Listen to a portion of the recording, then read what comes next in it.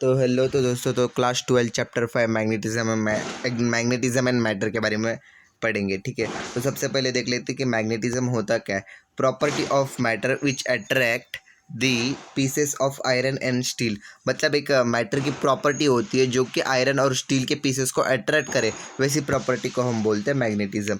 ठीक है, next bar magnet. Bar magnet क्या होता है? इट इज़ अ मैग्नेटिक बार। ये एक मैग्नेटिक बार होता है विथ रेक्टेंगुलर क्रॉस सेक्शन, या फिर कभी कभी सर्कुलर क्रॉस सेक्शन भी होता है। उस मटेरियल को हम बार मैग्नेट बोलते हैं। ठीक है, मैग्नेटिक बार को। तो नेक्स्ट मैग्नेटिक बार मैग्नेट के अंदर कैसे फील्ड लाइंस कैसे होते हैं, तो यहाँ पर आप देख सकते हो एक बार मैग्नेट है। ठीक है, इसके अंदर नॉर्थ पोल और साउथ पोल दोनों भी है।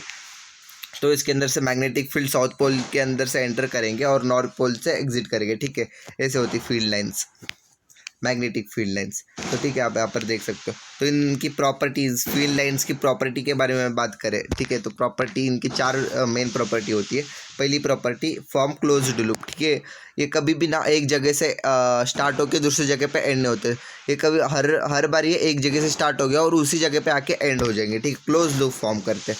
Never intersect. ठीक है, ये कभी भी इंटरसेक्ट नहीं करेंगे। मान लो यहाँ पर एक मैग्नेटिक फील्ड है और यहाँ पर एक मैग्नेटिक फील्ड है, तो यहाँ पर देखो आप यहाँ पर इंटरसेक्ट कर रहे हैं। ये कभी इंटरसेक्ट नहीं करते। ठीक है, इंटरसेक्ट नहीं करते तो ये गलत हो जाएगा। ठीक है, मैग्नेटिक फील्ड कभी भी इंटरसेक्ट नहीं करते। Passes through conductor and insulator. तो कंडक्टर और इंसुलेटर के अंदर से ये मैग्नेटिक फील्ड पास हो सकते हैं, पर can't pass through superconductor. मतलब मैग्नेटिक फील्ड सुपर कंडक्टर के अंदर से पास नहीं हो सकते। Next magnetic dipole. Magnetic dipole क्या होता है? Magnetic dipole, it is the pair of two opposite magnetic poles. ठीक है, pair of two opposite magnetic poles. Magnetic poles क्या होते हैं? North pole, south pole. ऐसे दो अपोजिट नॉर्थ और साउथ पोल हो गए तो इसे बोलेंगे हम मैग्नेटिक डाइपोल। ठीक है, और इसके एग्जांपल, मैग्नेटिक डाइपोल का एग्जांपल होता है बार मैग्नेट, सोलेनॉइड एक्सेट्रा। ठीक है, सोलेनॉइड क्या होता है? एक कंडक्टर के अंदर, एक कंडक्टर के ऊपर हमने वायर से लपेटा होता है। ठीक है, एक वायर से लपेटा होता है और उस वायर के अंदर हम करंट को छोड़ते हैं, तो एक बार मैग्नेट के जैसा ही बिहेव करता है। ठीक है, सोलेनॉइड भी एक बार मैग्नेट के जैसा बिहेव करता है। Next, time period of magnetic needle. ठीक है, तो यहाँ पर मान लो हमारे पास एक कंपास है, कंपास के अंदर नीडल होता है। सबको पता है कंपास कहाँ पर नॉर्थ पोल है, कहाँ पर साउथ पोल है, उससे डिटेक्ट करने के लिए हम कंपास यूज़ करते हैं। तो ऊपर नॉर्थ पोल है और नीचे साउथ पोल होता है। तो ये आपको पता है कंपास के अंदर ये ऑसिलेट करता है, ये नीडल। ठीक है, मूव करता है। ऐसे यहाँ पर मूव करेगा, फिर यहाँ पर मूव करेगा, ऐसे रोटेट होता है। ठीक है, मूव नहीं होता, रोटेट होता है, तो ऑसिलेट करता है। तो इस ऑसिलेटिंग नीडल का अगर हमें टाइम पीरियड निकालना है तो हम इस फॉर्मूला का यूज़ करते हैं, T=2π√I/mb। ठीक है, यहाँ पर जो आई है ये आई इनर्शिया है, movement of inertia of needle है। ठीक है, नीडल की जो इनर्शिया है, आई यहाँ पर movement of inertia of needle है। एम जो है, एम है मैग्नेटिक डाइपोल। ठीक है, मैग्नेटिक डाइपोल मूवमेंट है एम, और बी यहाँ पर मैग्नीट्यूड ऑफ मैग्नेटिक फील्ड है। ठीक है, नेक्स्ट अगर आपको अगर फ्रीक्वेंसी कैलकुलेट करना है तो T=1/F। ठीक है, इस फॉर्मूला से आप निकाल सकते हो। यहाँ पर टी के जगह हम क्या, अगर हमें फ्रीक्वेंसी फाइंड करना है तो टी के जगह हम क्या पुट कर देंगे, 1/F पुट कर देंगे और हमें फ्रीक्वेंसी भी मिल जाएगी। Next, angular velocity of magnetic needle. ठीक है, तो ये एंगुलर वेलोसिटी के कितने स्पीड से घूमेंगी, ठीक है, उसको अगर हमें कैलकुलेट करना है तो ω=√mb/I का फॉर्मूला यूज़ करते हैं। ओमेगा मतलब एंगुलर वेलोसिटी, एम का मतलब होता है मैग्नेटिक डाइपोल, और बी का होता है मैग्नीट्यूड ऑफ मैग्नेटिक फील्ड, आई का होता है इनर्शिया ऑफ नीडल। ठीक है, inertia of movement of inertia of needle.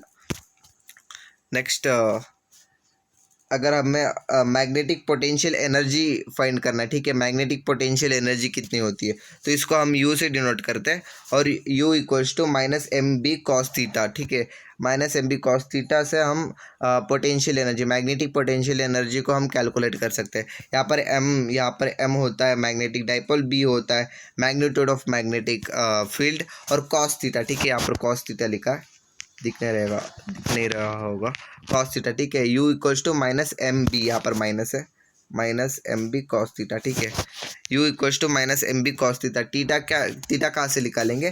Theta is the angle between m। ठीक है, m मतलब मैग्नेटिक डाइपोल, और यहाँ पर ये बी है। ठीक है, सॉरी, ये थीटा नहीं, बी है। तो थीटा क्या है? Angle between m and b। m यहाँ पर मैग्नेटिक डाइपोल है, b यहाँ पर मैग्नेटिक फील्ड है। Next, Gauss law in magnetism. ठीक है, मैग्नेटिज्म के अंदर अगर हम गॉस लॉ को यूज़ करते हैं तो मैग्नेटिक फ्लक्स एक सरफेस से कितना निकलता है, ज़ीरो निकलता है, ठीक है। गॉस लॉ से हम ये फाइंड कर सकते हैं कि एक सरफेस से मैग्नेटिक फ्लक्स कितना निकल रहा है, तो ज़ीरो निकल रहा है। मान लो यहाँ पर एक सरफेस है, ठीक है, यहाँ पर एक सरफेस है और इस सरफेस से मैग्नेटिक फील्ड निकल रहा है, ठीक है, यहाँ से इधर मैग्नेटिक फील्ड निकल रहा है, तो इस सरफेस से कितना फ्लक्स निकल रहा है, ठीक है। फ्लक्स यहाँ पर हम मैग्नेटिक फील्ड है, तो मैग्नेटिक फ्लक्स को अगर हमें डिनोट करना है तो हम इस सिंबल से डिनोट करते हैं। तो मैग्नेटिक फ्लक्स कितना निकल रहा है गॉस लॉ से, वो किसके इक्वल होता है, ज़ीरो के इक्वल होता है, ठीक है। मैग्नेटिक फ्लक्स यहाँ पर कितना निकल रहा है, ज़ीरो निकल रहा है, और इस फॉर्मूले से हम फाइंड भी कर सकते हैं। नेक्स्ट मैग्नेटाइजेशन क्या होता है, magnetic movement developed in the material in its unit volume, ठीक है। एक यूनिट वॉल्यूम के अंदर कितना मैग्नेटिक मूवमेंट डेवलप हुआ है, उसको अगर हमें फाइंड करना है, उससे हम बोलते हैं मैग्नेटाइजेशन, ठीक है। अगर हमें मैग्नेटाइजेशन फाइंड करना है तो m equals to small m by V. यहाँ पर स्मॉल m क्या है, मैग्नेटिक मूवमेंट है, और v जो है वॉल्यूम ऑफ द मटेरियल है, ठीक है। यहाँ से हम मैग्नेटिज्म निकाल सकते हैं। नेक्स्ट मैग्नेटिक इंटेंसिटी क्या होता है, इसको हम H से डिनोट करते हैं, ठीक है, H से डिनोट करते हैं। It is the strength of magnetic field around the magnet, ठीक है। एक मैग्नेट के आसपास जो मैग्नेटिक फील्ड प्रोड्यूस होता है, तो उसका स्ट्रेंथ को अगर हमें कैलकुलेट करना है या फिर उसकी स्ट्रेंथ कितना है, वो क्या मतलब उसके स्ट्रेंथ को हम बोलते हैं मैग्नेटिक इंटेंसिटी। अगर हमें उस स्ट्रेंथ या फिर मैग्नेटिक इंटेंसिटी को कैलकुलेट करना है तो हम इस फॉर्मूला का यूज़ करेंगे, H equals to B by U mu, ठीक है। यहाँ पर बी जो है मैग्नेटिक इंडक्शन है और म्यू जो है परमेबिलिटी ऑफ द मटेरियल है, ठीक है। म्यू जो है परमेबिलिटी ऑफ द मटेरियल है। नेक्स्ट मैग्नेटिक सस्पेक्टिबिलिटी क्या होती है, it is the degree to which a material can be magnetized in an external magnetic field. तो एक एक्सटर्नल मैग्नेटिक फील्ड के अंदर एक मटेरियल कितना मैग्नेटाइज हो सकता है, कितनी डिग्री पर वो मैग्नेटाइज हो सकता है, उस चीज़ को बोलते हैं हम मैग्नेटिक सस्पेक्टिबिलिटी, ठीक है। और इसको हम जाई से डिनोट करते हैं, chi equals to m by H. यहाँ पर m जो होता है मैग्नेटाइजेशन होता है, h जो होता है मैग्नेटिक इंटेंसिटी होता है। नेक्स्ट क्यूरिस लॉ क्या बोलता है, क्यूरिस लॉ क्या है, susceptibility of a paramagnetic material is inversely proportional to the absolute temperature. मतलब सस्पेक्टिबिलिटी, एक पैरामैग्नेटिक मटेरियल की सस्पेक्टिबिलिटी इन्वर्सली प्रोपोर्शनल होती है एब्सोल्यूट टेम्परेचर के, ठीक है। अगर यहाँ पर इसका मैथमेटिकल फॉर्म भी है, chi is directly inversely proportional to the one temperature, absolute temperature, ठीक है। जई यहाँ पर सस्पेक्टिबिलिटी ऑफ पैरामैग्नेटिक मटेरियल है, और अगर हमें यहाँ पर डायरेक्टली प्रोपोर्शनल, यहाँ पर प्रोपोर्शनल को हटाना है तो हमें प्रोपोर्शनल कांस्टेंट को लाना पड़ता है, ठीक है। यहाँ पर दो प्रोपोर्शनलिटी कांस्टेंट यूज़ करेंगे, म्यू नॉट और सी। यहाँ पर सी होता है क्यूरिस कांस्टेंट, ठीक है, क्यूरिस कांस्टेंट, और ये बन जाता है ये formula chi equals to mu not C by T, ठीक है। यहाँ पर म्यू नॉट होता है permeability of free space, C होता है क्यूरियस कांस्टेंट, और टी होता है absolute temperature. Next cause of paramagnetism paramagnetism magnetic field के अंदर कैसे बिहेव करता है, और जब मैग्नेटिक फील्ड नहीं होता तब कैसे बिहेव करता है, उसके बारे में पढ़ेंगे। तो सबसे पहले पढ़ लेते हैं विदाउट मैग्नेटिक फील्ड, ठीक है। मैग्नेटिक फील्ड अगर नहीं है, पैरामैग्नेटिक के आसपास अगर एक्सटर्नल मैग्नेटिक फील्ड नहीं है तो उसके अंदर मैग्नेटिक डाइपोल मोमेंट कितना होता है, ज़ीरो होता है, ठीक है। यहाँ पर देखो, यहाँ पर मैं इस एरो से डिनोट कर रहे हैं हम मैग्नेटिक डाइपोल, ठीक है, मैग्नेटिक डाइपोल मूवमेंट। तो यहाँ पर एक दूसरे, ये एरो देख सकते हो आप, एक दूसरे को काट रहे हैं, ठीक है। यहाँ पर ये एरो और यहाँ पर ये एरो, और दो सब एरो ऑपोजिट के साइड में, ठीक है। तो देखो ये वाले पेड़ में तो ये एक एरो ऊपर जा रहा है, एक एरो नीचे जा रहा है, तो एक दूसरे को काट रहे हैं। तो यहाँ पर नेट डाइपोल, ठीक है, नेट मैग्नेटिक डाइपोल कितना है, ज़ीरो है, ठीक है। अगर हम यहाँ पर एक्सटर्नल मैग्नेटिक फील्ड लाते हैं, ठीक है, इस पैरामैग्नेटिक के पास एक्सटर्नल मैग्नेटिक फील्ड लाते हैं, यहाँ पर देख सकते हो आप, एरो से डिनोट किया हमने यहाँ पर। अगर हम एक्स्ट्रा मैग्नेटिक फील्ड लाते हैं तो इसके अंदर छोटे छोटे मैग्नेटिक डाइपोल किस डायरेक्शन में मुड़ जाते हैं, इन the direction of external magnetic field के डायरेक्शन में मुड़ जाते हैं। तो अब यहाँ पर हम देख सकते हैं कि कौन सा भी एरो ऑपोजिट डायरेक्शन में जाके इन मैग्नेटिक डाइपोल मूवमेंट को काट नहीं रहा, मतलब ज़ीरो नहीं कर रहा। तो एक्सटर्नल मैग्नेटिक फील्ड के अंदर मैग्नेटाइजेशन हो जाता है, ठीक है। पैरामैग्नेटिज्म में मैग्नेटाइजेशन हो जाता है। तो उसी को मैंने यहाँ पर लिख के बताया। Paramagnetic material in absence of magnetic field the net magnetic dipole moment is zero, ठीक है। अगर एक्सटर्नल मैग्नेटिक फील्ड नहीं है तो नेट मैग्नेटिक डाइपोल मोमेंट क्या होता है, ज़ीरो होता है, ठीक है। यहाँ पर ज़ीरो होता है, एक दूसरे को कैंसिल कर देते हैं magnetic dipole. Shown in figure 1, ठीक है, ये फिगर 1 में मैंने दिखा दिया। Next, in the presence of magnetic field a magnetic dipole is developed, ठीक है। यहाँ पर आप देख सकते हो एक मैग्नेटिक डाइपोल डेवलप हो गया in the direction of magnetic field, shown in the figure 2, ठीक है। ये होता है cause of paramagnetism. Next, cause of ferromagnetism क्या होता है, फ्यूरोमैग्नेटिज्म। तो यहाँ पर आप देख सकते हो एक जगह पे जाने वाले मैग्नेटिक डाइपोल को हम एक बॉक्स में बंद कर देते हैं और इस बॉक्स को बोलते हैं हम डोमेन, ठीक है।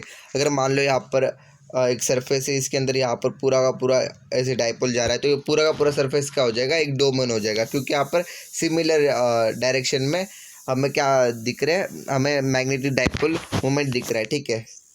यहाँ पर कौन सा भी इस डोमेन के अंदर कौन सा भी ऑपोजिट, यहाँ पर 4 डोमेन बनेंगे, ठीक है। यहाँ पर 4 डोमेन है फ्यूरोमैग्नेटिज्म में। तो 4 डोमेन के अंदर भी एक डोमेन के अंदर हमें सेम डायरेक्शन होना चाहिए मैग्नेटिक डाइपोल का।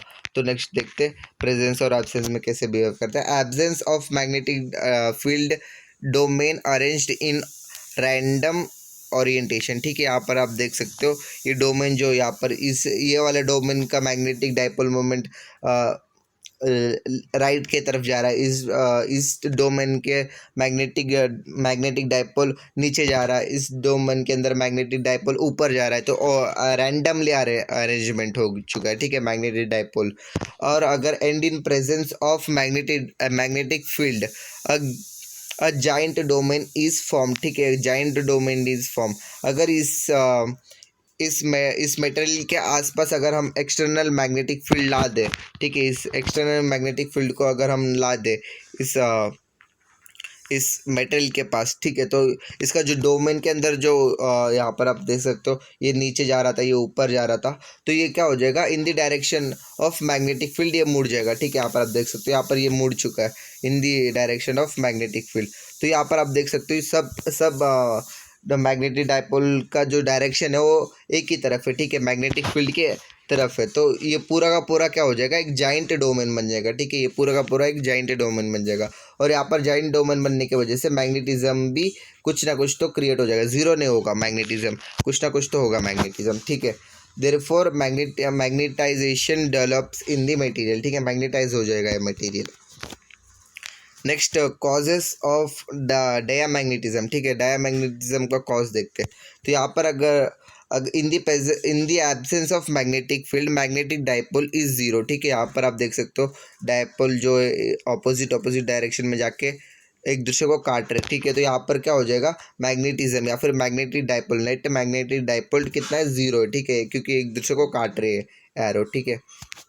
और नेक्स्ट पढ़ते हैं, in the presence of magnetic field, अगर मैग्नेटिक फील्ड प्रेजेंस है इन मटेरियल के पास, अगर मैग्नेटिक फील्ड अगर हम ला देते हैं तो कैसा बिहेव करता है, मैग्नेटिक डाइपोल इन अपोजिट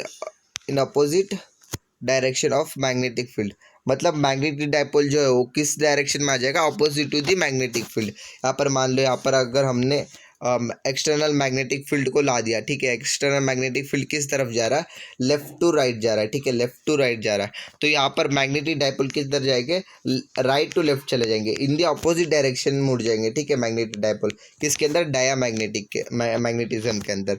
तो जब एक्सटर्नल मैग्नेटिक फील्ड के अंदर, इसलिए यहाँ पर इसके अंदर ना कौन सा भी मैग्नेटिक फील्ड इसके मटेरियल के अंदर नहीं जाता, ठीक है, एक्सटर्नल मैग्नेटिक फील्ड इस मटेरियल के अंदर नहीं जाता, क्योंकि ये जिस डायरेक्शन में मैग्नेटिक फील्ड जा रहा है उसके अपोजिट डायरेक्शन में मैग्नेटिक डाइपोल घूम जाता है। तो ये एकदम अपोजिट केस हो गया, ठीक है। तो इतना ही, मैंने बहुत सारे इंपॉर्टेंट फॉर्मूलेस बता दिया आपको। एक 90% आपका शायद से ख़त्म हो गया होगा मैग्नेटिज्म। थैंक यू, आज के लिए इतना ही।